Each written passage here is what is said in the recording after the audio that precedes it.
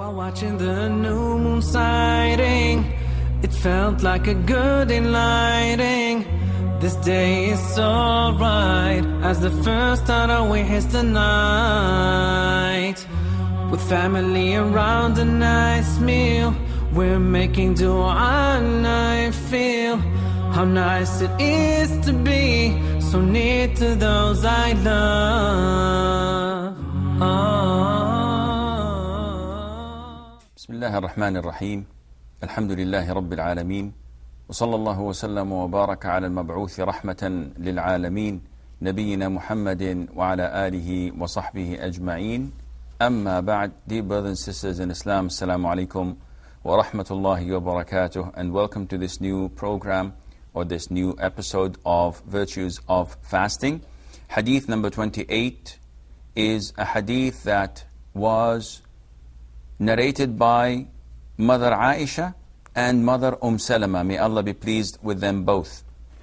They said that the Prophet of Allah sallallahu alaihi wasallam would rise in the morning when it's already Fajr time while he was junub, and this means that he was in the state of major ritual impurity due to intercourse, and that would be on a day in Ramadan. He would then perform ghusl and fast, and this hadith was agreed upon. Now, first of all, this hadith was narrated by Aisha and Salama, may Allah be pleased with them. And they are telling us about something that is private, that no one else would know about the Prophet ﷺ. And as mentioned before so many times, this is one of the advantages of having more than one wife, that the Prophet ﷺ was a role model, and hence whatever happened behind closed doors should be revealed to the ummah so that they would know how to treat their spouses and how they would be in their privacy, etc. And this hadith, Mother Aisha and Mother Salama, may Allah be pleased with them, tell us that the Prophet ﷺ would be intimate with his wife, and hence would be in the state of major ritual impurity, also known in Arabic as janabah. And what is the meaning of janabah? Janabah is a state that it is not something physical you can touch and see, like the word al-hadath. And if you recall, purity or al-tahara is defined as uplifting the hadath and removing the najas. رفع الحدث وإزالة الخبث أو النجس. And what does that mean? You have two things in order for you to be pure. First, you have to be pure physically, and this is done by puring your clothes, your body, and the place where you pray at. This is needed for prayer. So this is physical. If there is an physical impurity, you have to wash it and remove it. And there is a ritual impurity, and this is something that is divided into two, minor and major. The minor one require you to make wudu. So if you pass wind, if you urinate, if you defecate, if you sleep, if you eat camel's meat, in this case, your wudu is void, and you have to perform wudu to uplift the minor ritual impurity.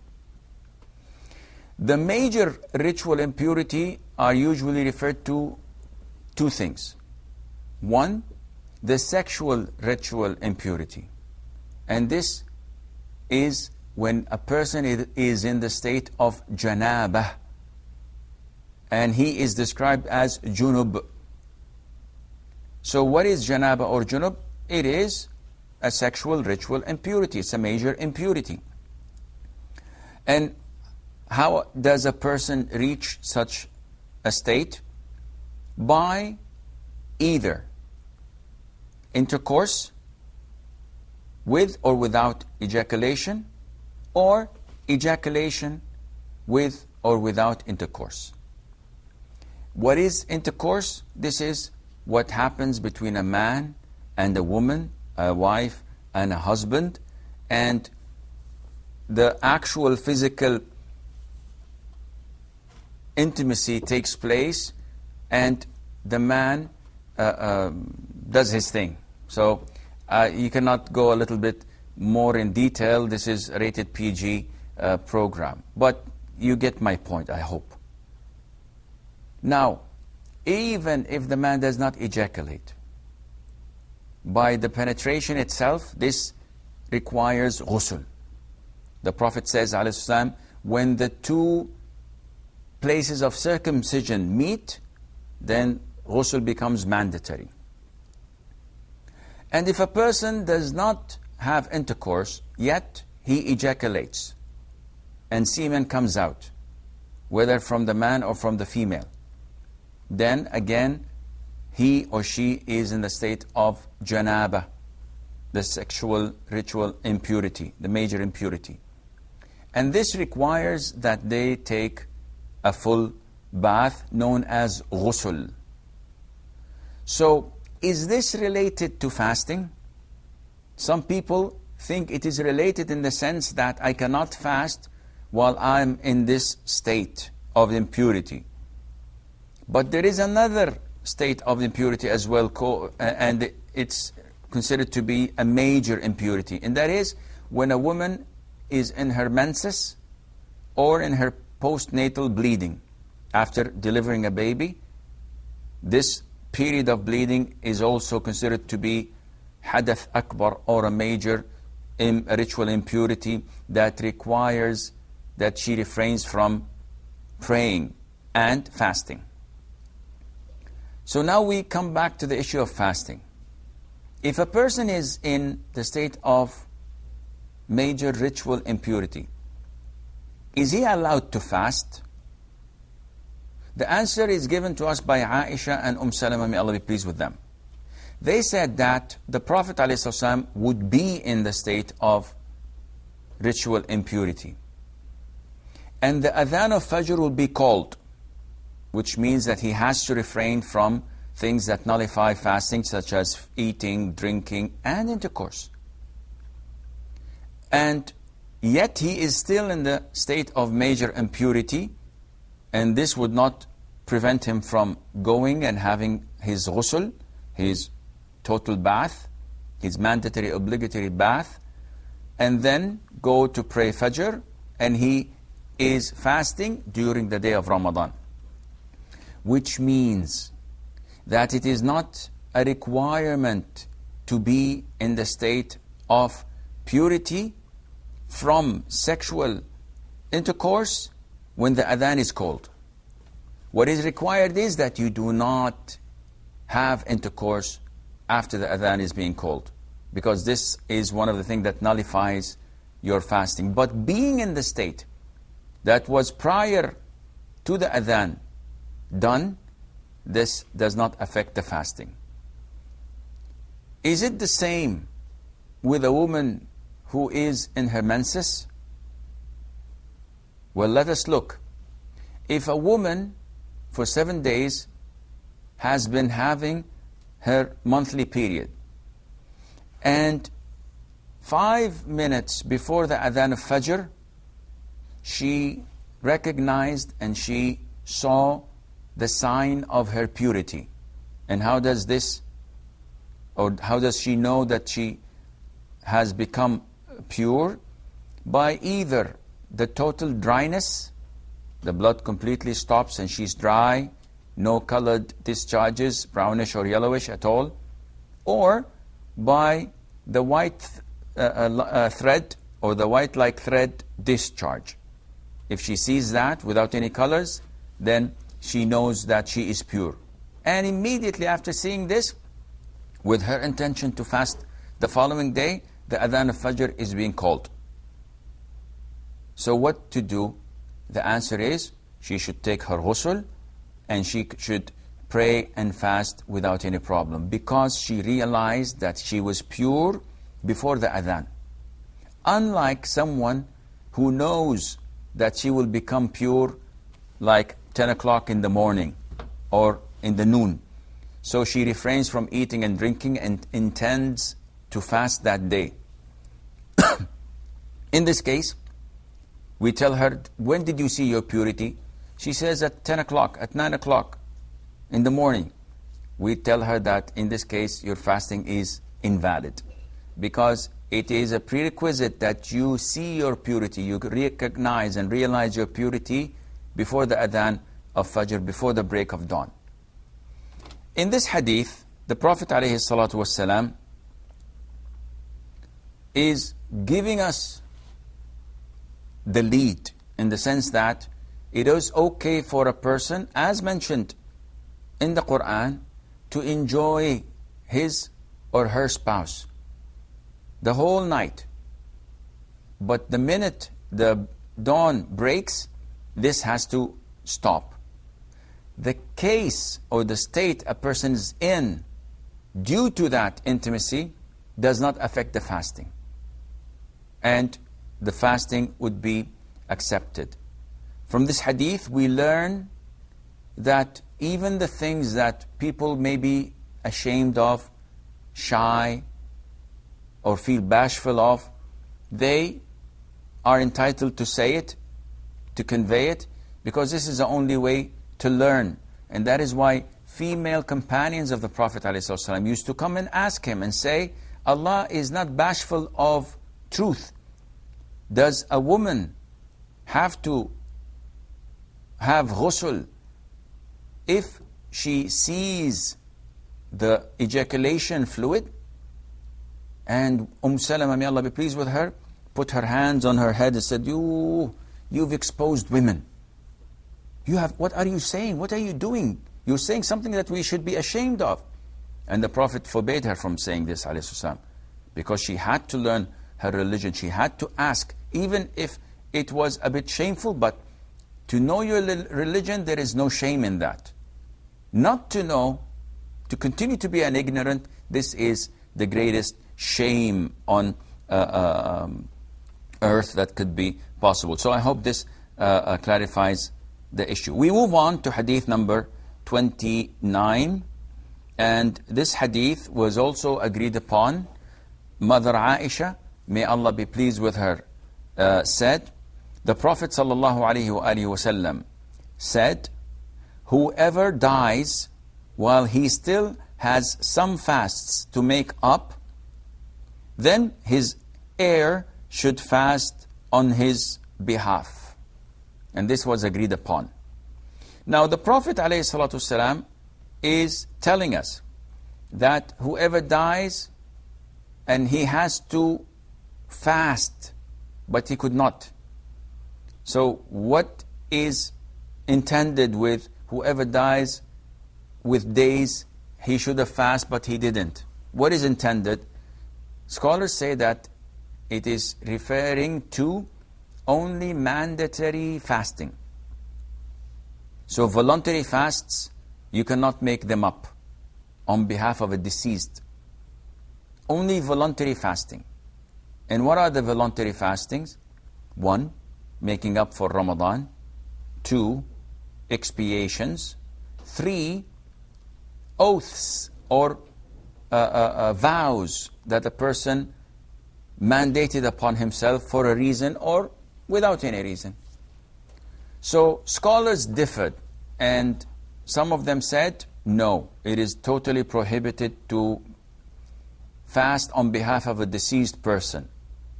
Can we pray on behalf of a deceased person? No. So likewise, we cannot fast. But of course, this is rejected. Their opinion is rejected because the hadith is agreed upon. So Bukhari and Muslim reported it, which gives it the highest ranking and authenticity. Some scholars say that you may fast, but only if the fast is a vow. Why? Because there's a hadith that a man came to the Prophet ﷺ and said, O Prophet of Allah, my mother died and she had a vow to fast a month. Should I fast it on her behalf? And the Prophet told him, ﷺ, if your mother had a debt, would you have paid it for her? And the man said, yes.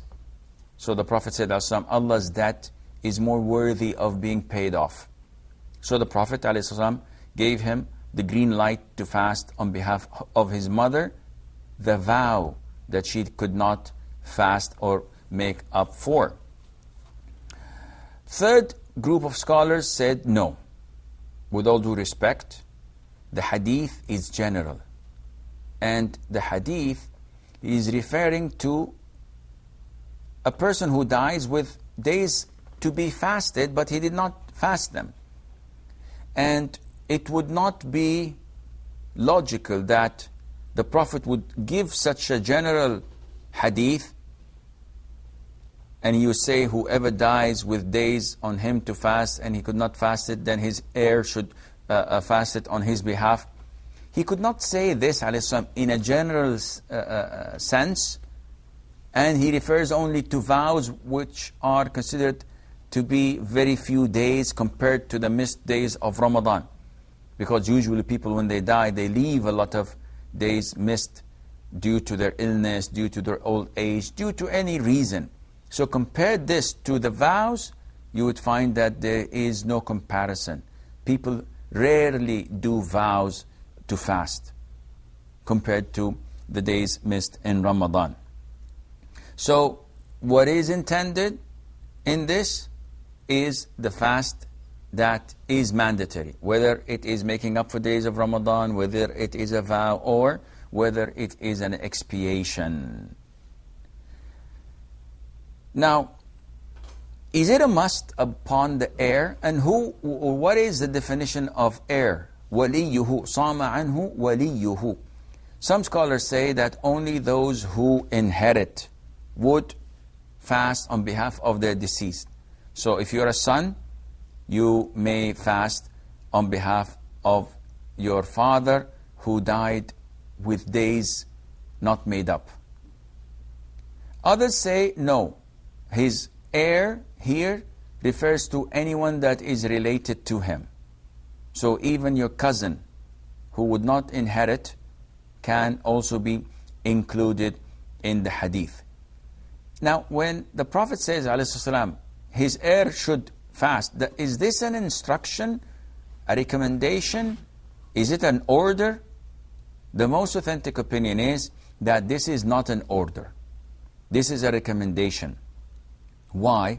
Because Allah Azza wa Jal would not burden a soul for something it did not do. وَلَا تَزِرُ وَازِرَةٌ وِزْرَ أُخْرَى. Allah Azza wa Jal would not burden me for someone else's sins. I didn't do anything. And hence, it is not mandatory upon me to fast on behalf of my father or on behalf of my brother who died.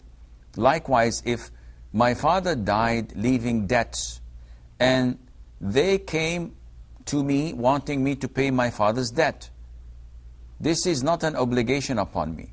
I can and may and should give them from whatever my father left behind. So I would get the inheritance before distributing anything of it. The first thing I do, I have to give it to the debtors. And if it ran out without fulfilling their dues, they'd have no right to come and claim it from me. And I don't have to, I'm not obliged to pay them, because this is my father's debt, not mine. And it is not inherited. Likewise, when it comes to fasting, this is something that is recommended, you should do, but it is not mandatory upon you. So who do we have to fast on his behalf after his death? For example, my father fell ill the whole month of Ramadan. And on the day of Eid, he died. Who should fast on his behalf? The answer is no one. Why? Because it was not mandatory upon him to fast. Allah Azza wa Jal told us that those who are ill or traveling, they may fast on later days. Now, did my father get a chance to fast a single day after his illness? The answer is no. He died immediately. Hence, Allah Azza wa Jal would not hold him accountable, and it is not legitimate for us to fast on his behalf. There's no need for that. Likewise, if a person skips the whole of Ramadan and he recovers on the day of Eid and he dies on the 10th day of Eid, meaning that he had the chance to make up for 9 days of Ramadan and he didn't.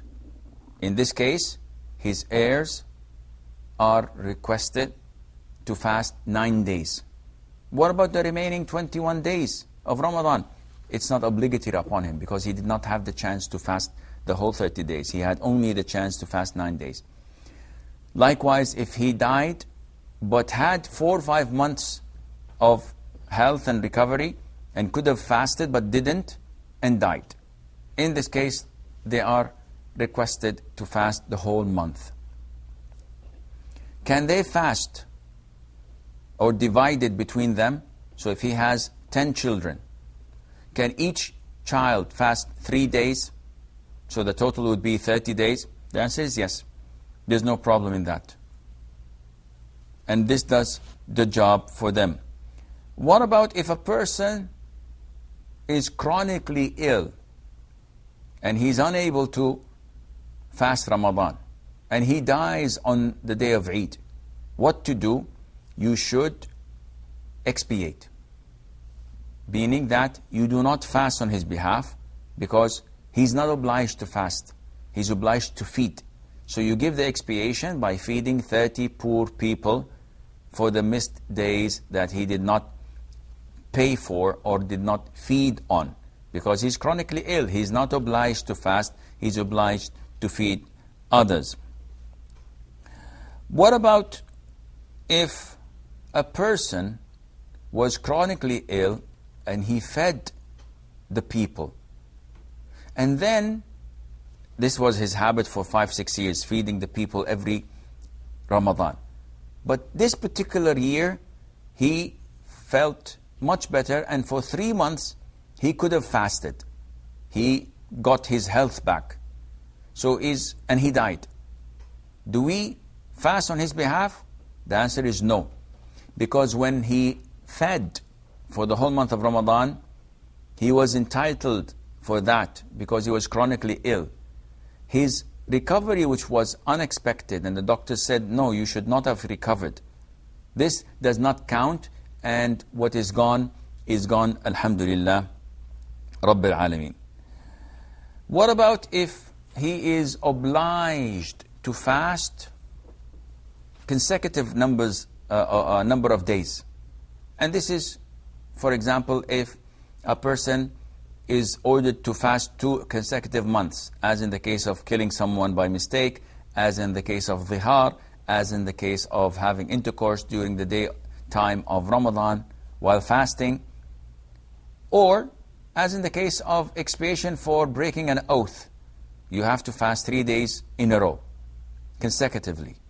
So, can we, in this case, when someone dies, if my father dies and he has to fast 2 consecutive months, can me and my siblings divide these 2 months by one sibling fasting a month continuously and then I follow that immediately and fast the second month? The answer is no. Whatever requires to be consecutive, to be in a row, it has to be performed, it has to be done by one particular or one single individual. You cannot break it because it was made to be consecutive. So giving it to 2 people would defy the purpose of its obligation. And well, I think that this is about it. And again, it is not mandatory upon the heirs. It is highly recommended. And a lot of the people say, okay, why then can't we fast Mondays and Thursdays on behalf of our loved one? Why can't we fast the white days for them? Because this would become an innovation. Had it not been for this hadith, making up for missed days for a deceased would have been an innovation, because we don't have this. The things that we can offer to our loved ones who have died are mentioned in hadiths, such as dua, and this is the best thing you can do. Secondly, charity, giving money, as in the hadith of Sa'd ibn Ubadah, may Allah be pleased with him, and other companions. Thirdly, Hajj and Umrah. So you can do Umrah badal, and you can do Hajj badal. Umrah badal, this is possible by appointing someone, even if you are somewhere away and abroad, by paying a few dollars, few $100s, you can get someone appointed to make Umrah. By paying a little bit more, of course, you can get someone to make Hajj on behalf of your father, behalf of your grandfather, on behalf of your loved ones. So these are the things that the Prophet ﷺ told us about. Never ever he told us to recite the Quran. Never ever he told us to fast voluntary fasts, but only to fast the mandatory fasts, etc. I believe that this is all the time we have for the first segment. We have a short break. Stay tuned, and inshallah, we'll be right back.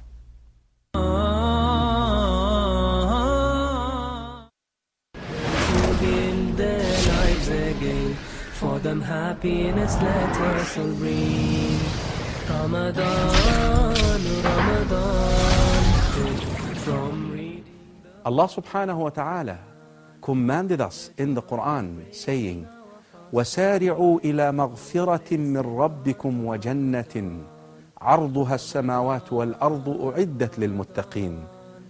Hasten to the forgiveness of your Lord and to paradise, the width of which is the heavens and the earth, prepared for the righteous and pious.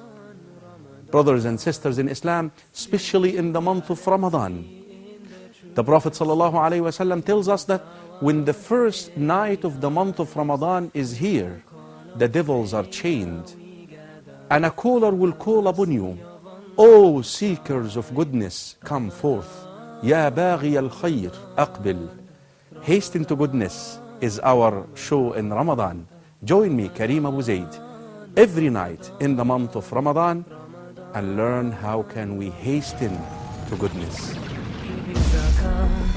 And a sadaqah to the ones who are in great need, helping them to build their lives again. For them happiness let us all bring. Ramadan, Ramadan. TV commercials motivate viewers into immediate action and to sway consumer loyalty from one brand or service to the other. That's why we're here for you, to help you sell your products and services by using creative ideas that bring life into your own TV commercial. Advertise your business and branded products and services on Huda TV. We will offer you fast-paced and energetic 30-second affordable TV spots. Advertise on Huda TV. Acquire fresh customers and stay within your budget. For more info or to receive a quote, please send your inquiries to advert@Huda TV. Huda TV.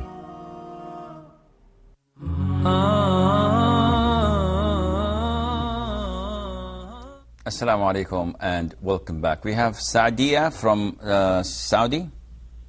Yes. Assalamu alaikum. Salamullah. How are you, Sheikh? I'm fine. Jazakumullah khair for asking. I have two questions. Yes.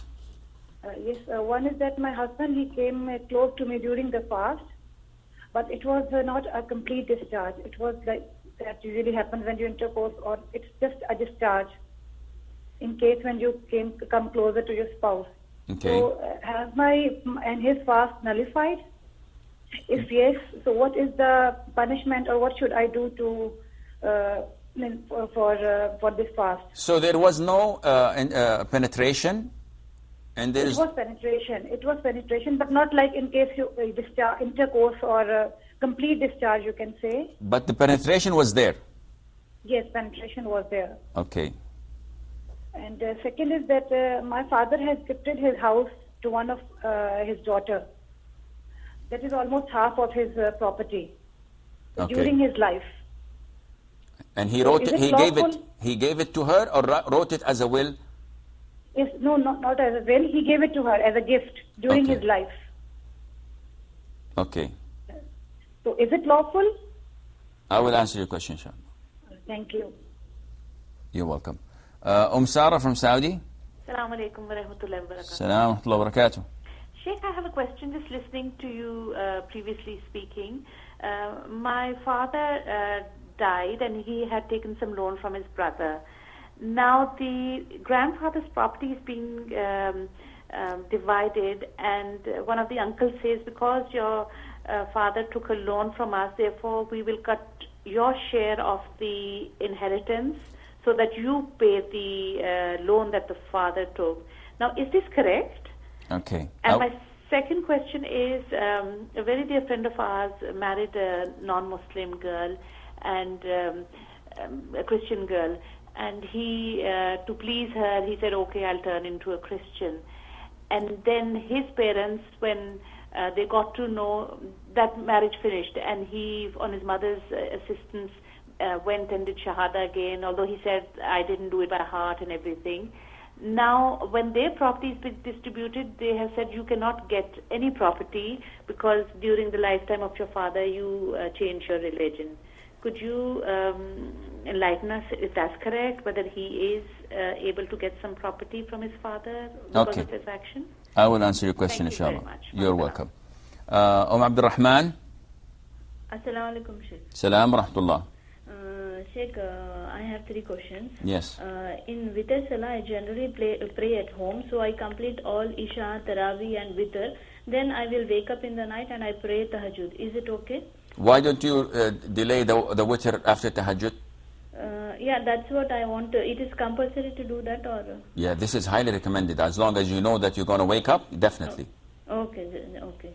And my second question is, somebody told me that the fire in Jahannam will not touch the person who recites Allahumma ajini minan nar after Fajr and Maghrib. Is this correct?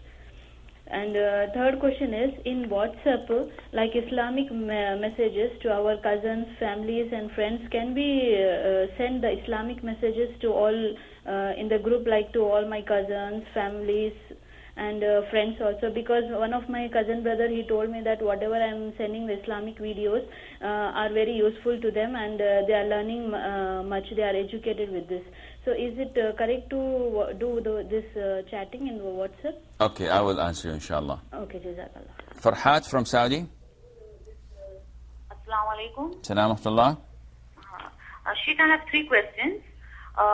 First, my daughter, she's 6 years old and she says she wants to fast. But what if she breaks the fast? Even she has to do the kafara? Okay. And the second is, people sit and pray or perform the salah without any reason. Means if simply they are tired or like that. So is it allowed to sit and pray in the salah without any reason? Mandatory salah or voluntary? Mandatory, first. Okay. Yeah. And the third is, if the husband has an ejaculation without the intercourse, but the liquid does not touch the wife's body, in that case, does the wife also have to take the ghusl? Okay, I will answer you, inshallah. Jazakallah. Wajazak. Agha from Saudi. Sheikh, salam alaikum. Salam rahmatullah. Sheikh, is it okay to mix Zamzam, to mix some other water, other normal drinking water with Zamzam, utilize it for the long period if I have the little quantity and use it as Zamzam? Okay. Any more questions? No, Sheikh. From tomorrow. Inshallah. Every day I want to ask, Sheikh. Inshallah. Okay, you're welcome. Sadia says that her husband had intercourse with her, but he did not ejaculate. The penetration itself without ejaculation requires the general or the major expiation, which is to free a slave, or if this is not possible, to fast 2 consecutive months, if not possible, to feed 60 poor people. And this is without any dispute among scholars. If there is an intercourse, this takes place immediately, and this is for both man and women, even if there is no ejaculation. We have Aisha from Emirates. Assalamu alaikum, Sheikh. Salamullah. I have 3 questions. Yes. First question is, my mother is going for Hajj, and this is her first time. So she doesn't know if after Ihram, can she, after the niyyah of Ihram, can she change her clothes since it's a long duration? Okay. And my second question is, during Salah, at every point of the Salah, your focus should be on the sujood area, yeah? Correct. And my third question is... This was your question? Yeah. My mother, she has to give her zakat. So, can they send the money to Gaza, since there's the war going on over there? Okay. I will answer your questions, inshallah. Iman from Saudi. Assalamu alaikum. Salamullah. I have a couple of questions. My first question is about my sister lives in the UK, and she doesn't have any mosque near her house, so they do not hear adhan for starting their fast.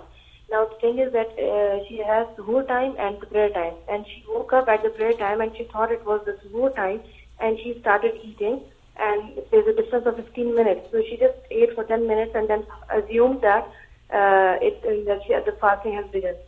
So is her fast valid, or she has to make up for this one? Okay. And my mother-in-law, she just pays the expiation, and she cannot fast. So does she have to pay the expiation every day to a person, or if she pays once for 30 days, is it okay or not? Okay, I will answer you. One more question. It is like I've heard that if a person is like dying, and they say that people say that we should recite Surah Yasin beside them so that it becomes easier for the one like that. Does it make does it do anything by reciting Surah Yasin? I will answer you, inshallah. Aisha from Saudi. Assalamu alaikum. Salamullah. I have one question, please. Yes. Is it allowed to apply perfume while fasting? As what? Apply perfume while fasting. Applying perfume? Yes, while fasting. Okay. I will answer you, inshallah. Assalamu alaikum. Wa alaikum assalam. Saadiya's second question, that a father gave his daughter a property which is approximately half of his wealth.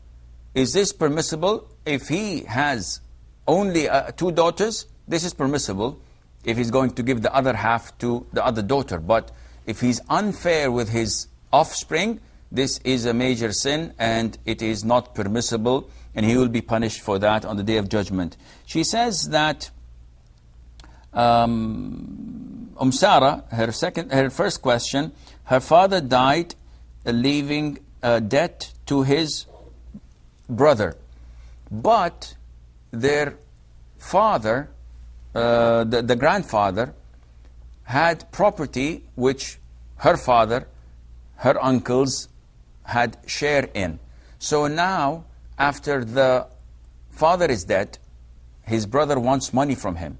So they went to look into his wealth and could not find anything to pay off for the debt.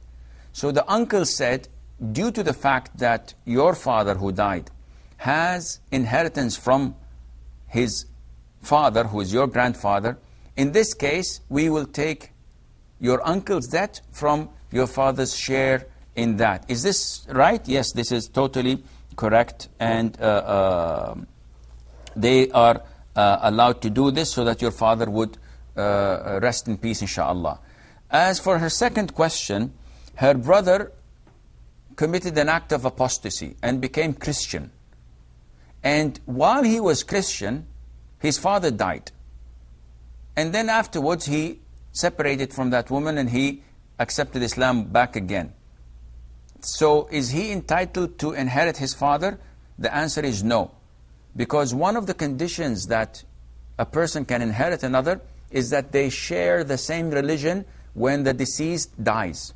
So due to the fact that your father died when he was an apostate, he has no right in his inheritance. We have Abdullah from Saudi. Assalamu alaikum. Salamullah. Sheikh, I have 3 questions. Yes. I live in Taif, and I came to Jeddah to drop my son, and I want to go for Umrah. Now the question is my miqat Taif? Do I have to go back to Taif to get myself mahram, or can I do it from Jeddah? Where did you make the intention to make Umrah? In Taif, but I'm not mahram right now. I just came from Taif, but you have to go back. I didn't do the intention. I want to go to Mecca now. You have to go back. You have to go back because your intention before you left Taif is that you make Umrah.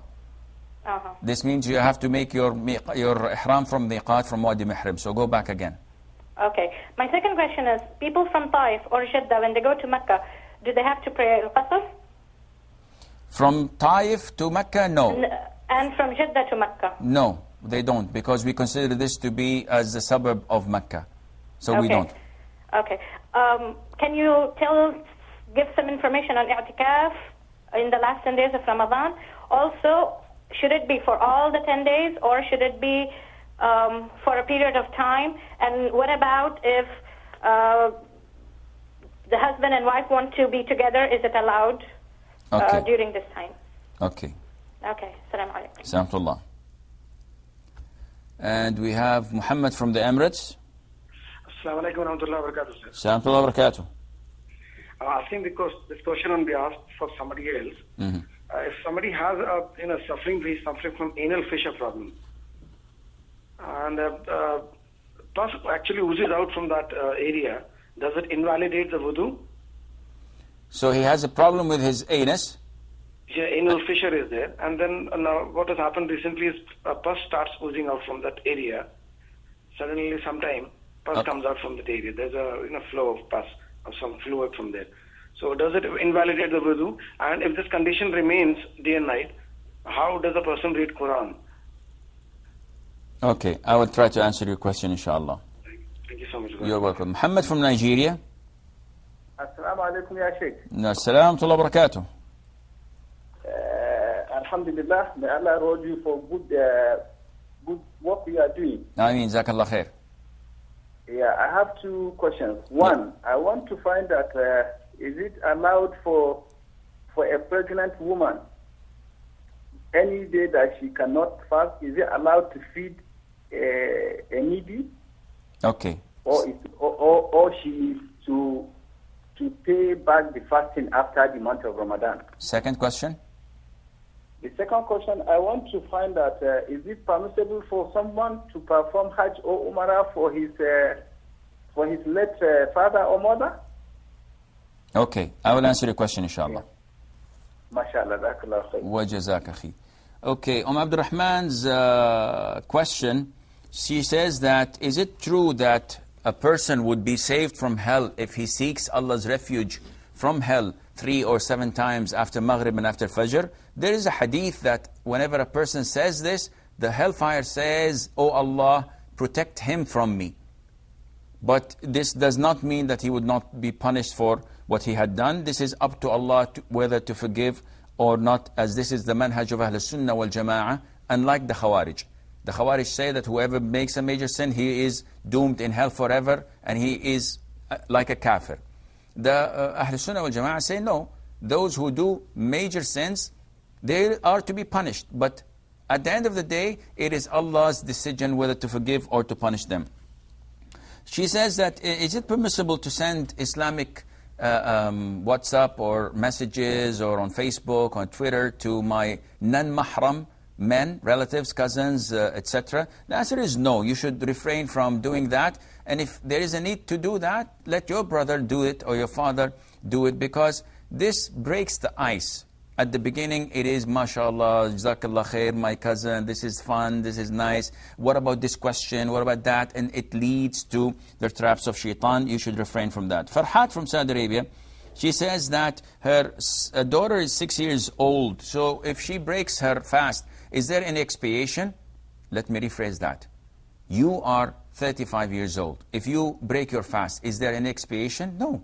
There's no expiation except for those who have intercourse during the day of Ramadan. Those who intentionally, deliberately break their fast, they are sinful. But they have to make up for that day. A day for a day. Nothing to be paid. Now for your 6 years old daughter, we say, Jazakallah khair, thank you very much. It's very good of you to have fasted, but if she breaks her fast, there's nothing for her to do. This is she should be trained, but no expiation, inshallah. She says that I've noticed some people pray sitting down, mandatory prayers, fard prayers, without any excuse. Well, their prayer is invalid. There are pillars for prayers. Some say 14, some say 16, some say 15. And the first pillar of the pillars of praying, mandatory praying, is to stand up when you're able to do. So if you don't have any legitimate excuse, your prayer is invalid. So if it's voluntary, yes, they can pray sitting down, they will get half of the reward. But if it's a mandatory prayer, it is a must for them to stand up. And if they don't, their prayer is invalid. She said that if a husband ejaculates, but without any penetration, without any intercourse, and does this require the wife to have an obligatory bath, a ritual bath as well? The answer is no, as long as she did not ejaculate, even if she get in contact with the semen. This does not affect her status of purity. She does not need to perform ghusl. Agha says, what's the ruling on mixing Zamzam water with other water? This was reported by some of the companions. Whenever they got water from Mecca to Medina, it was a long journey. So when it came to run out, they used to add water to it so that the blessing would continue. This is permissible, especially for those who are living abroad. Aisha from the Emirates says that her mother is going for Hajj. What's the ruling on changing her clothes? No problem. If you want to change your clothes every single day, there's no problem. Even a man, when he's wearing his ihram, it is permissible for him to shower and to change his ihram without any problem. During prayer, should we look at the place of prostration? When standing, yes. When bowing, some say that you look exactly underneath your head, which is in the middle area. Some say you look at the place of prostration. Some say look between your legs. So it seems that there is a room for maneuver. When you're sitting down, you look at your finger as you are moving it in tashahhud. So you constantly keep on looking at your finger while you're moving it. Third question for Aisha was, can we send zakat money to Gaza? The answer is yes. They are poor, they are needy, they are doing jihad fi sabilillah, so everything fits them, as long as you know that the agency or the person delivering the zakah would give it to those who need it and eligible for it. Iman says that she lives in the UK and she doesn't have any masjid next to her home, and even if she did, they don't call the adhan like we are privileged to do in Muslim world, alhamdulillah azza wa jal. So she says that there is a difference of 15 minutes between the prayer time and the suhoor time, and this is something I did not understand. If she meant by prayer time meaning when people actually have the iqamah, then yes. But if she means that it is a time of adhan, the time of the adhan is the time where you should stop eating, not 15 minutes before. She said both ways, that she woke up and she thought that it was still time. She ate for 10 minutes and not knowing that it is the time of Fajr. No problem. If a person wakes up in the middle of the night or just before Fajr thinking that it is still night, and he eats and drinks and feasts thinking that it is still night, and then he finds out that the adhan was called half an hour ago, there's no problem in him. His fasting is correct. Her aunt, she asks that she is unable to fast because of her age or because of her chronic illness. So she says, can she feed the same person 30 meals? We've addressed this point yesterday, and we said that she can feed the same person every day of Ramadan. So today is like what, Wednesday? She feeds this person after Maghrib. Tomorrow, Thursday, she feeds him after Maghrib again. So every day she is feeding the same person, no problem.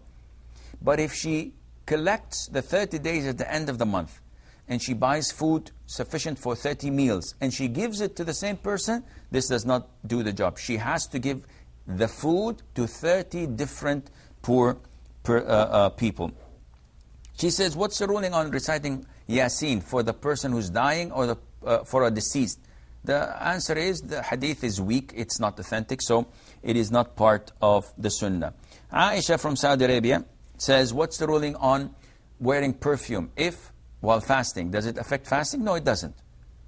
But as a female, you know that you cannot wear perfume and then pass by or go out of your home where a non-mahram would find your scent. This is totally prohibited.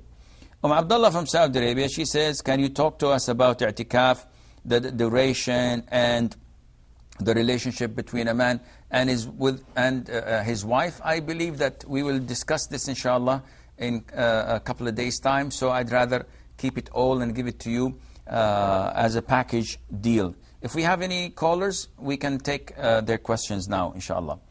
Muhammad from the Emirates says that a person has an illness and he's got pus coming out from his anus. So does this void his fasting? If it's coming from inside, then it does void his fasting. But if it's coming from a wound or from something that is around the anus, not from the inside, deep down inside, then it does not affect his fasting. Okay, we have Molly from Canada. Assalamu alaikum. Salatullah. My son just bought a house and it's on mortgage. And I was listening to one of your programs and they say anything to do with riba or interest is haram. So how can we living abroad, how do we help him not to get into this state? Can we pay his house outright or and he can pay us back in installment? Is that okay? Okay, I will answer your question. Thank you very much. You're welcome. Okay, so let's assume that Muhammad's question about this person who's got this pus coming frequently, how does he perform wudu or recite the Quran? This is called the continuous najasa that is coming out, like someone who has a problem with urine and he's dripping all day long. In this case, the scholars say that when the adhan is called, when the time of prayer is due, you change whatever is tarnished or has najasa, you perform wudu and you go. From the time of the prayer to the second time of the prayer, you can pray and read the Quran regardless of what comes out from you. Aisha from Saudi. Yes. Listen to me from the phone, please, and mute your television. Okay. Should I ask my question? Yes. Okay, I want to ask about brushing the teeth during Ramadan. Like you wake up in the afternoon. And I also want to ask about Salatul Tasbih. Okay. Yes, those are my two questions. I will answer you, inshallah. Okay. Okay, and Muhammad from Nigeria, he says, a pregnant woman, can she skip fasting and give expiation, or she must skip fasting and make up for the missed days later on? The answer is, if she is capable and strong enough to fast, she must fast. But if she's afraid for her health or for her child's health, in this case, she can skip fasting, but she can make it up later on, inshallah. Can we make Umrah or Hajj on behalf of our deceased father, mother, uncles, cousins, loved ones, friends, neighbors? The answer is yes, you can do that. Molly says that her son bought a house on mortgage. It's riba based. So what can we do? If the price is fixed, so he bought the house for $300,000 and the lump sum is fixed, it will never go up or down due to inflation or due to the interest rate coming up or down. If it's $300,000 and he's stuck with it, and now he's asking Allah for forgiveness and repented, but he's paying installments, it would never increase, not a single penny.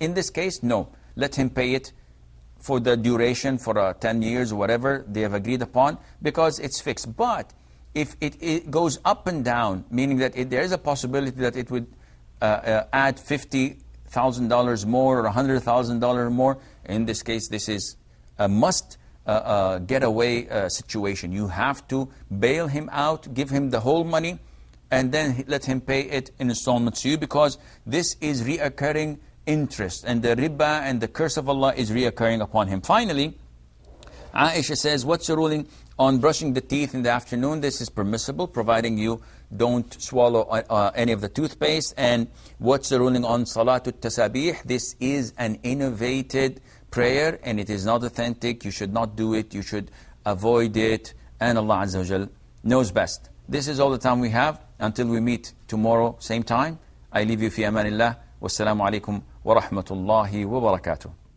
While watching the new moon sighting, it felt like a good enlightening.